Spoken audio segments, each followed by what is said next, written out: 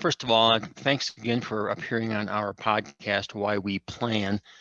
Tell me a little bit about your exit planning and transition planning practice, and what urged you on to start doing planning for business owners. John, first of all, thanks so much for having me on your show. It's great to be speaking with you. And yeah, I'd love to share a bit about my story and what I do to help business owners. And my quick background, just really three things led me to exit planning and value creation work with business owners. The first thing is I have about 20 years of experience in go-to-market roles as an operator and running with different companies, big and small. That means startups. That means, Fortune 500 companies and everything in between. And that led me eventually to a CEO position for a privately held company. I was running one of the subsidiaries. So this was a third generation privately held business. They had private equity investment, but the family was the majority shareholder. And my exposure to the board governance and how things were looked at for succession planning was that I was part of that long-term succession plan. That was part of the vision, and which was really exciting for me. And as things go, sometimes plans change. And the company was strategically acquired by a Fortune 10 company or Fortune 15 company.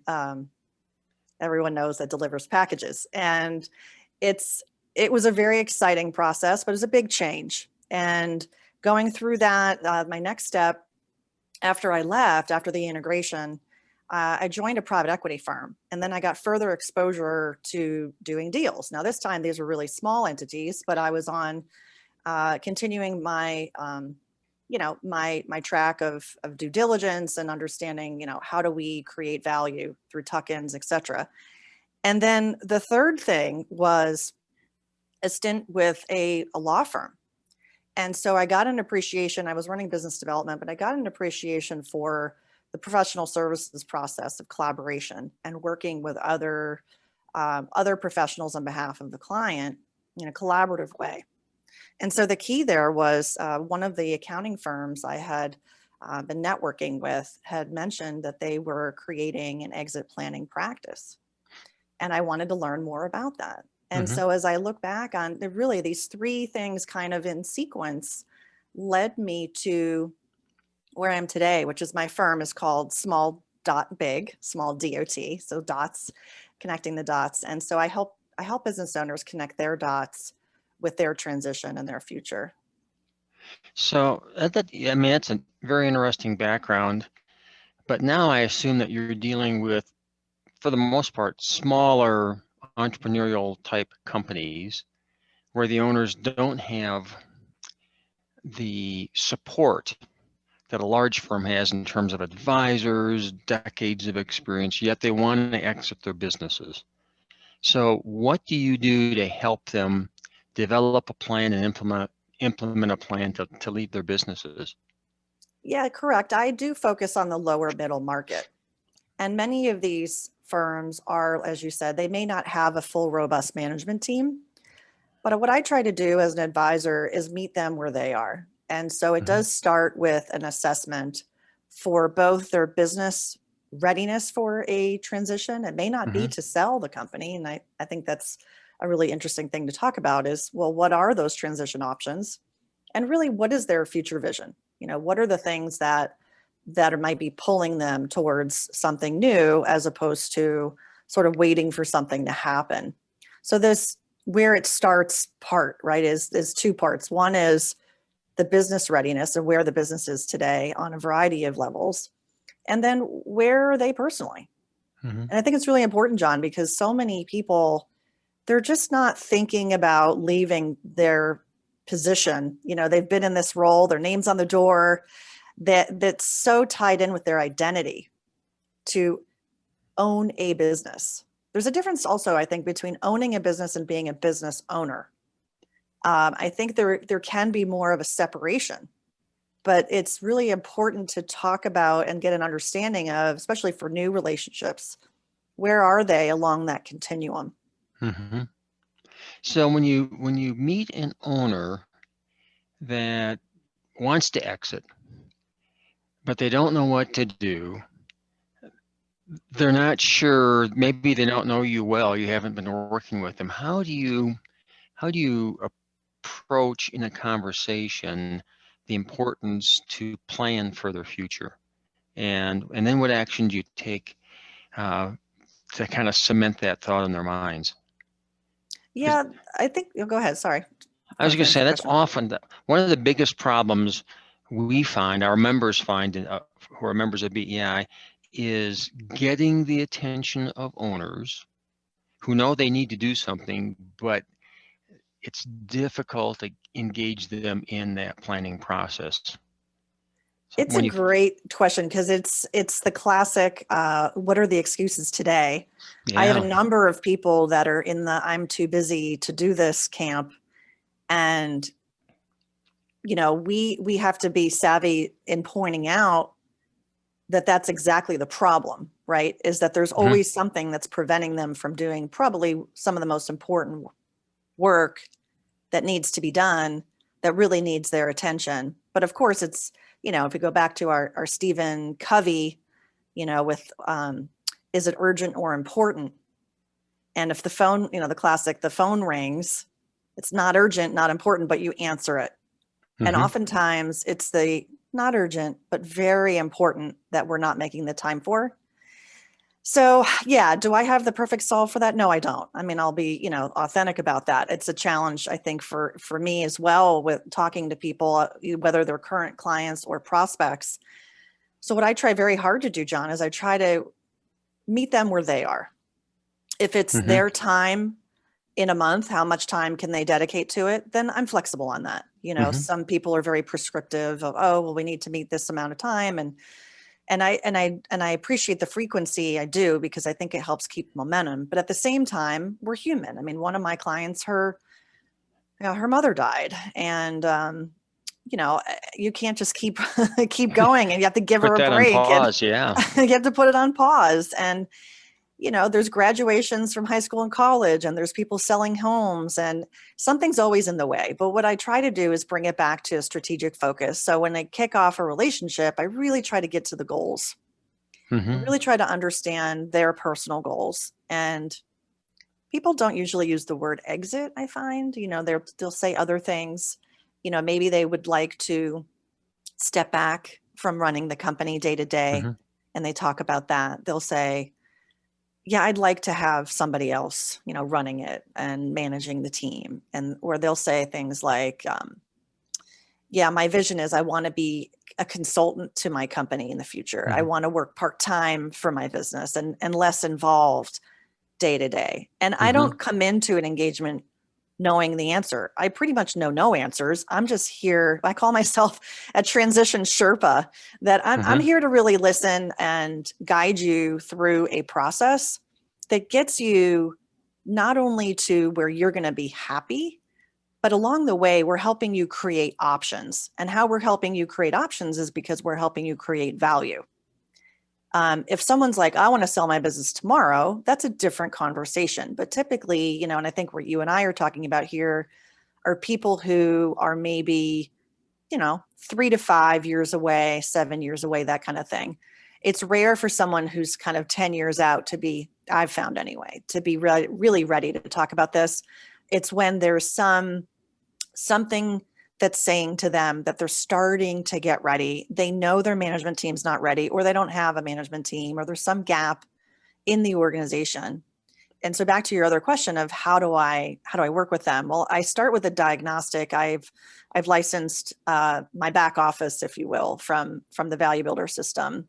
And I know there's some amazing platforms out there, and I just mentioned this as, as a mhm. tool. There are many tools, and obviously BEI has some amazing tools as well.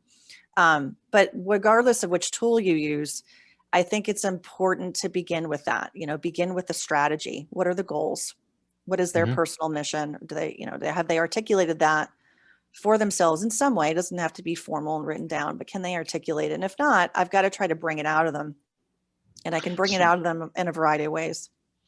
So when the owner says, yeah, Lori, I'd like to leave in 5 years, because that's pretty much what most owners say. I'd like to leave within 5 years. And then next year again, it's, I would like to leave in 5 years. It's that rolling 5-year plan. Uh, they never really start to get serious until they feel they need to exit within maybe 1 or 2 years, it seems like. So what do you do to motivate or educate the owner of the need to start planning years in advance of when they plan to exit? Do you have other tools, marketing tools, discussion templates, anything like that to demonstrate to the owner the need to plan well before their exit? In most cases, I mean, some owners are ready to go now and their businesses are great, but that's not the typical business that we encounter. Yeah, I So, think education's really important. A lot of business owners are, and rightly so, especially over this last year, have been focused on the here and now and kind of shoring up the balance sheet, reducing any operational risks that they had, securing PPP loans and all of those things. And once that crisis sort of felt like, okay, we've gotten that under control, now it became, what's the new business as usual?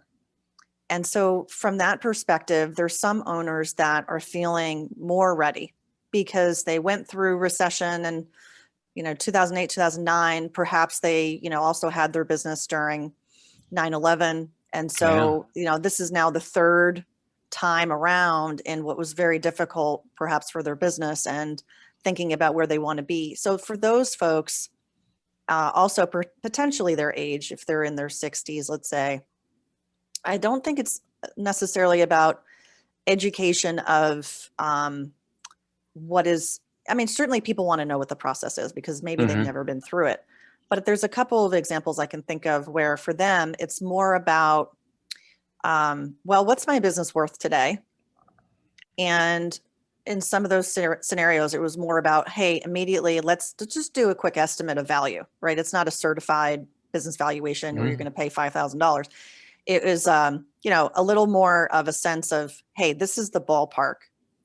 And if they are working with a wealth manager who's going to help them think through, well, if I'm no longer in my business and I'm no longer drawing this, seller discretionary earnings, and Yeah. what does that mean for me and the lifestyle I want to lead? And then there's probably a gap.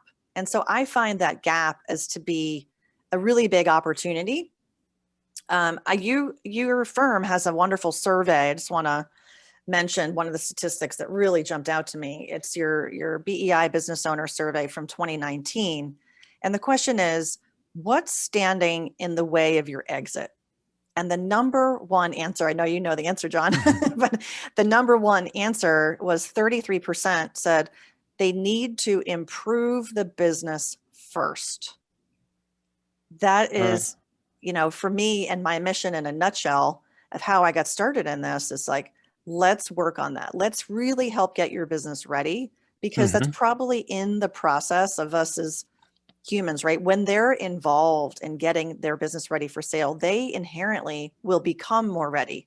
It's kind of like, well, why in nature, for humans, does it take 9 months to give birth, to get ready to give birth? Well, they're getting you ready. There's a reason for it. Yeah, And it just makes absolutely. logical sense. And it's the same thing Yeah. here. It's a major emotional process as well as financial and operational process.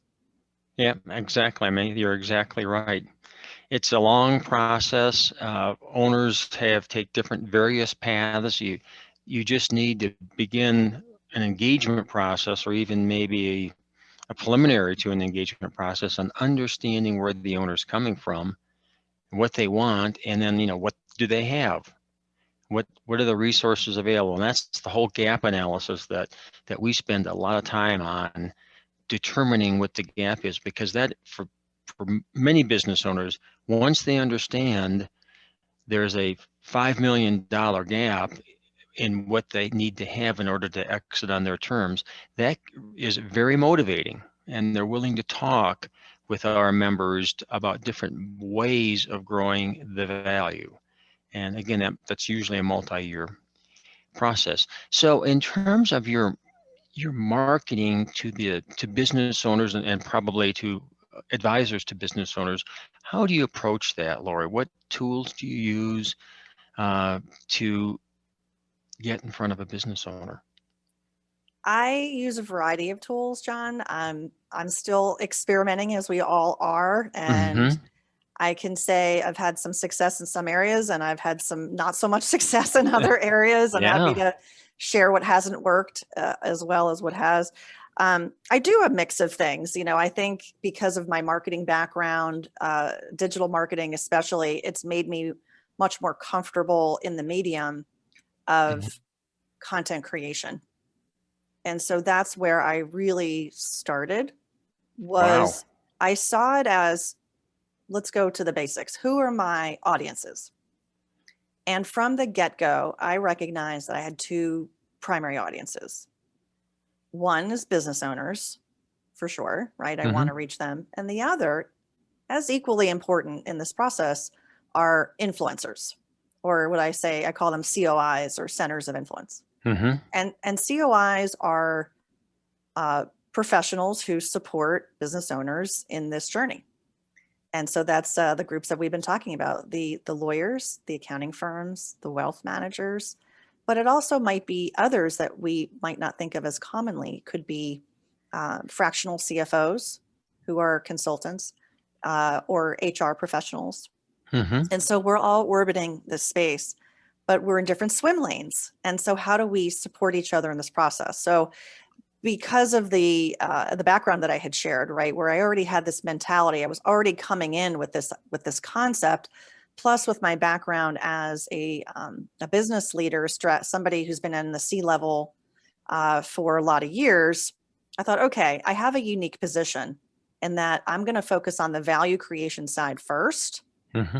and then I've been working my way into those other processes, right, that get us to an exit. And if it's a sale, then I'll also, represent them as an intermediary, or if it's a buy side also.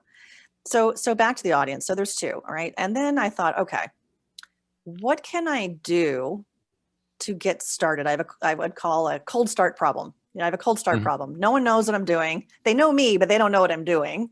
And Mm-hmm. they're not necessarily banging down my door. So how do I get awareness? I started with awareness. And to generate awareness, I wanted to provide value. To me, I don't want to just say, I'm selling this. This is what I do. Call me, right? I wanted Mm-hmm. to put something of value, something educational value into the ecosystem so that things could come back to me, right? So that people could start to say, okay, this is what you're doing. I want to partner with you, or I have a recommendation of who you might talk to. And I created a podcast. You um, did? I Wow. did. I What a created great a idea. podcast. Yeah, it's a funny story. And I ended up launching it right at the beginning of the pandemic. And of course, nobody knew that was going to happen. But I had as somebody had said to me once, a friend of mine, you should have a show, Laurie. You're really good at asking questions and digging into things. And John, you've been a guest on my show and you did Right. an amazing job. And we had a great conversation. So I created a show called Succession Stories. And the who would listen includes, of course, the business owner, right? The person that's thinking about succession of their company. Mm-hmm. But then also it was meant to be inclusive of others that I would collaborate with as COIs. So that was by design. Yeah. And guests on the show, include people from those different categories. And so that was sort of step one. And putting the show out there, people got to see, oh, wait, Laurie's doing something completely different. What is she doing? And then how can I learn from it? And that's the idea of the shows, kind of like yours, right? You could pick it up at any time and learn something. Mm-hmm. So the podcast Interesting. became kind of the seminal foundation. And then using that as a tool for what I call this value collaboration, right? If I have a wealth manager on my show, and this is a real example, I had a wonderful wealth manager on my show, and it wasn't immediate. It wasn't like the next month I called him up, but it was probably, I don't know, 7, 8 months later. And I said, hey, I just wanted to check in and maybe we can partner. And he said, absolutely. And he's been absolutely amazing. It's premature to announce what we're going to do, but I'll just say generally, there's a wonderful collaboration we have going with myself, his firm, a wealth management firm, and a M&A attorney. And we're planning all kinds of things in terms of webinars together, blog articles together, and things to educate business owners. And that came about 100% because of my podcast. That's great. You really made a good point in that it takes time to get known by owners and by their advisors in this world. I mean, it's easy to communicate because we're communicating now, I thought 1,500 miles apart, and it's instantaneous. But the thing is, everybody can do that, and everybody is doing that. So it's really important to differentiate yourself in the marketplace as you're doing. I mean, I think that's the major focus of what you're doing. But then you have to really be consistent.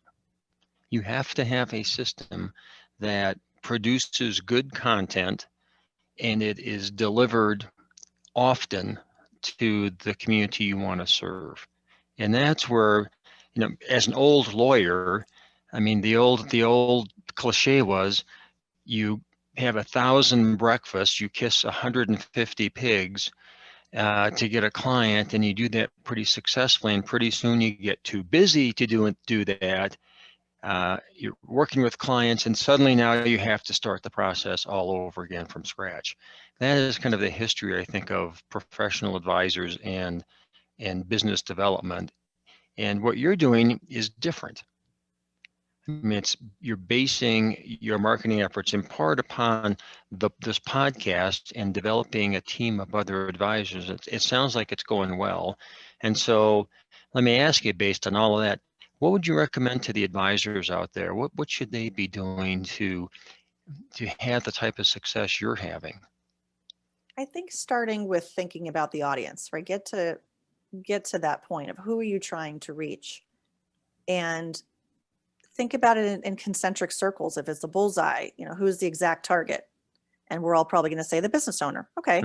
Well, how can we define that a little more deeply? Is it by industry? Is it by geography? Is it by gender, or whatever, characteristics you want to give it, size of company, et cetera? It's this kind of, marketing approach to, well, who do we want to marketing and sales? Who is our audience? And figuring out where they are. So the other thing that I've done, John, is I've created a workshop that I'm delivering to Vistage, if you're familiar with Vistage. Sure. And hopefully the audience is as well. It's a national organization. Actually, it's global, excuse me. And in the US, there's a significant number of chapters. And so I became a certified national Vistage speaker. And I'm not saying that that's for everyone, okay, but I'm just sharing it as an example because I needed a way to reach that audience directly. And I thought it'd be a good support of my mission, which is education, as well as a way, providing value, but also then for people to get to know me in a different way. So the podcast is, at a distance, and I don't know who's listening, right? But here, if I can get in front of people, whether it's virtual or in person, we can make more of a connection. So that's why I pursued the workshop. I also have delivered workshops to EO, the Entrepreneurs Organization, if you're familiar with EO. And I have a relationship with YPO too. So I think for that, there's, many wonderful organizations out there, business, if you can get in front of business owners, and however is meaningful and relevant for you. But that's kind of where I'd start. And the other audience, of course, as we've talked about here, is the influencer audience. And so I would encourage your advisors to think about who might be collaborators for them in different swim lanes, and develop and foster those relationships. I have some people that have reached out, like I mentioned, like the fractional CFOs and others, and they said, hey, can we just talk every quarter for 15 minutes? I said, absolutely. So we just have a quick touch base on the calendar. It gives us a reminder of each other, and can we provide any leads back and forth? So that's another idea. And I think also some people are more comfortable with writing. Some people are more comfortable with speaking, public speaking. Others hate it. So find your strengths and be honest with yourself about your strengths, because like we've been talking about, John, the consistency is really important. So if you hate writing, you're not going to commit to writing blog All articles because you right. hate it. Well, what are some solves? Maybe you can find someone to help you with that. And that's something I've had to really get comfortable with because I am a very hands-on marketer. I'm very comfortable with it, whether it's writing or speaking. I didn't have anyone helping me. And as you can imagine, it becomes overwhelming. And eventually I did get some help. So that's the other thing I would say to people is, look, either go in the direction where if you want to do it personally, where you know you're going to enjoy it so that you can do it and deliver it in a great way. And if not, get some help or just, put yourself where you can really shine. So that's great. That's great. So if people want to collaborate with you, first of all, is that something you would embrace? And if so, how would they contact you? I would love for people to reach out for collaboration ideas. 100% would welcome that. Yeah, there's a variety of ways you can reach me. If you want to send me an email directly, I can share my email address, lbarkman@small.big.com. So it's small Small DOT. dot, big is all one word. Yep, and that's all spelled out. And then my website, of course, if you want to check it out, smalldotbig.com. And also on LinkedIn. I'm a big LinkedIn fan, use it all the time. And you can absolutely connect with me on LinkedIn. If you do send me a note there, please mention that you heard me on John's show, on the BEI show here. And it would be great to know that. And yeah, direct message me. You're very welcome to do that. And of course, I want to encourage you to listen to Succession Stories podcast and Excellent. share any ideas or feedback that you have. Yeah, that's a great podcast. Well, that's why we plan. So, Laurie, thank you very much. This was wonderful. We'll keep on talking. Absolutely. Thanks for having me, John.